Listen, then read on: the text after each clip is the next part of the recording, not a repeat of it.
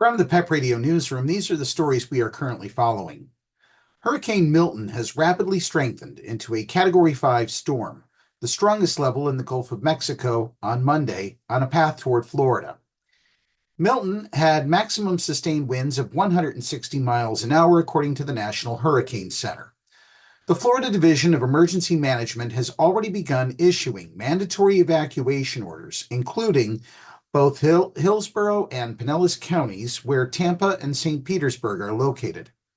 It's the Black Swan worst-case scenario that MIT meteorology professor Carrie Emanuel and other hurricane experts have worried about for years. Part of it is that for some reason, experts say it's mostly luck with a bit of geography, Tampa hasn't been smacked with a major hurricane since the deadly 1921 hurricane that had 11 feet of storm surge that inundated downtown Tampa, though there wasn't much to the city at the time, Emanuel said.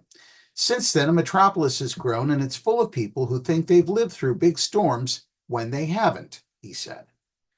It's a huge population. It's very exposed, very inexperienced, and that's a losing proposition. Emanuel, who has studied hurricanes for 40 years, said, "I always thought Tampa would be the city to worry about most." He said the shape of the basin in which Tampa is located and its low-lying elevation make it quite susceptible to flooding. The Tampa Bay Buccaneers will relocate to the New Orleans area ahead of Sunday's game against the Saints. They plan to leave Tampa on Tuesday morning, the team announced in a statement. Meanwhile, the Tampa Bay Lightning's Monday game against the Nashville Predators has been canceled. The game has been rescheduled from September 27th because of Hurricane Helene. Metro Weekly is reporting that hate crimes motivated by sexual orientation and gender identity are on the rise, pointing to a worrisome trend. According to FBI data, even though violent crime overall decreased by 3% from 2022 to 2023, bias-motivated crimes overall, as well as crimes believed to be motivated by sexual orientation or gender identity, increased. The FBI counted 2,936 incidents believed to have been motivated by a victim's sexual orientation and gender identity in 2023, constituting an 8.6% rise from about 2,700 in 2022. Bias based on a person's sexual orientation constituted about 18.1% of all bias-motivated crimes, while bias based on a person's gender identity constituted 4.3% of all hate crimes, comprising the third and fourth most prevalent bias motivations behind race or ethnicity and religion. Sexual orientation, excluding crimes directed against victims due to their real or perceived heterosexuality, constituted 2,389 incidents, or 81% of anti-LGBTQ crimes.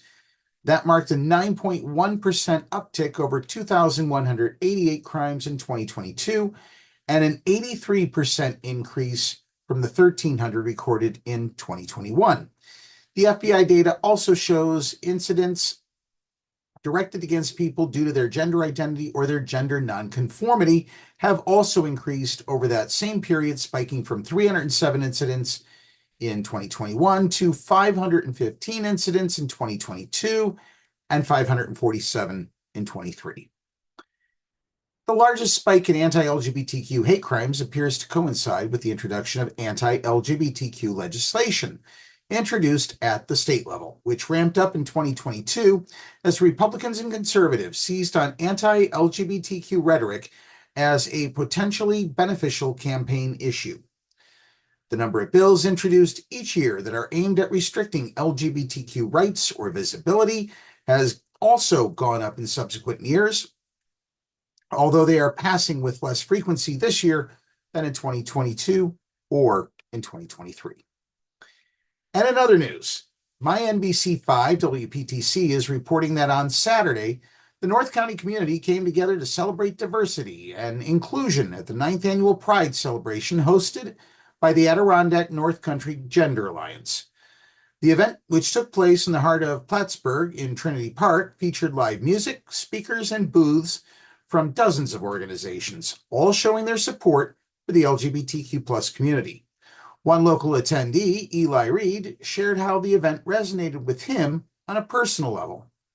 I'm a transgender man myself, and I struggle with mental health, so when I come here, I feel safe. I feel free, Reed said, reflecting on the welcoming environment created by the celebration.